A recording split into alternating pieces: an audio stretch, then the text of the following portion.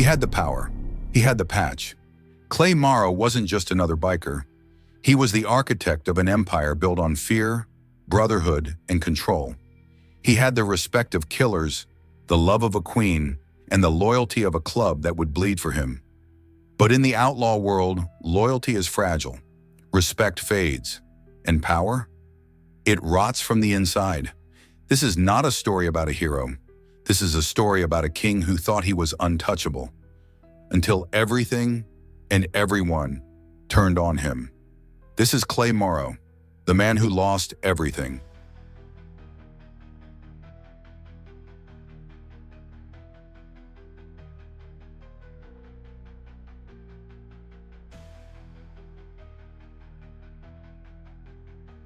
Down these back roads I've been roamed, trying to find my own way home.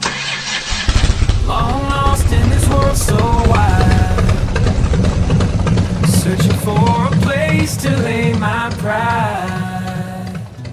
Through the moonlit nights I travel far, underneath the shimmering stars, but the city lights just ain't my scene. Need the countryside.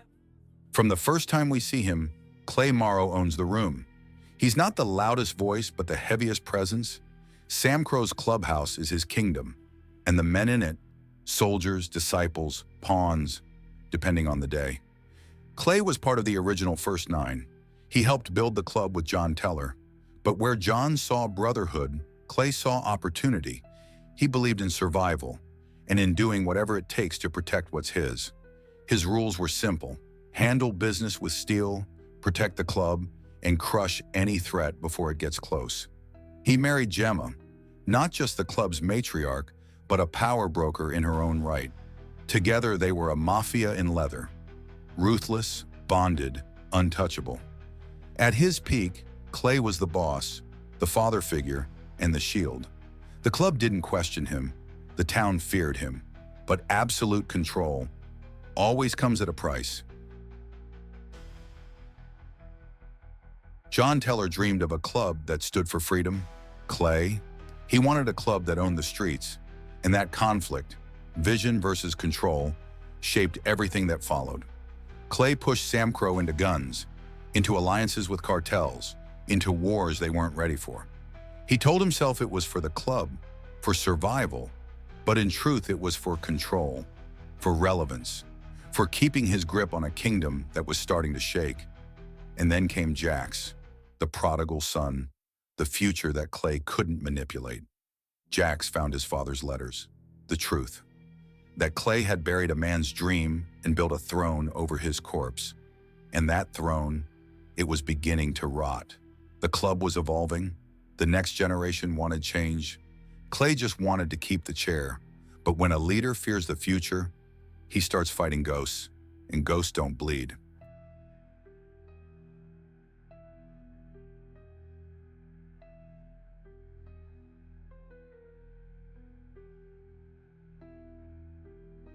In power, the greatest threat isn't the enemy in front of you, it's the friend behind you. Clay's iron rule began to crack, not from outside pressure, but from betrayal inside his own circle. Gemma, his rock, turned cold. Jax, his would-be son, became a rival. And even his loyal soldiers started watching him with doubt in their eyes. When Clay ordered the attack on Tara, something shifted. He wasn't protecting the club anymore. He was protecting himself. That was the final line. You don't survive in SAMCRO by showing fear, but you sure as hell don't survive by turning on family. And Clay crossed both lines. The vote to remove him wasn't just political, it was personal. The betrayal he feared, he caused it, one lie at a time. Stripped of power, stripped of purpose, Clay became a shadow, still dangerous, still calculating, but no longer the man everyone feared. He tried to manipulate from the outside, cutting side deals, whispering into the ears of old allies, hoping to light fires from the shadows. But SAMCRO wasn't listening. The world had moved on. The king had become the ghost. Desperate, Clay worked with enemies, the cartel, the Irish, anyone who could help him crawl back to the top. But in doing so, he betrayed the very code he once bled for. No one fears a man who trades honor for leverage. Clay wasn't feared anymore. He was pitied.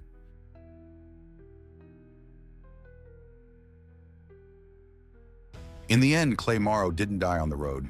He didn't die with a gun in his hand or his brothers at his side. He died in a prison hallway, executed like a traitor. No honor, no patch, no goodbye. The same man who ruled SAMCRO was gunned down in silence by the son of the man he betrayed. Jax Teller pulled the trigger, not for vengeance, not for justice, but for peace.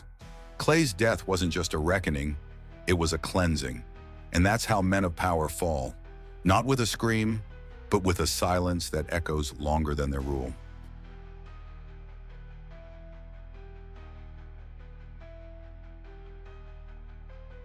Clay Morrow started as a king, built an empire, commanded fear, but in the end, power didn't make him strong. It made him paranoid, ruthless, hollow. His legacy isn't what he built, it's what he destroyed to keep it.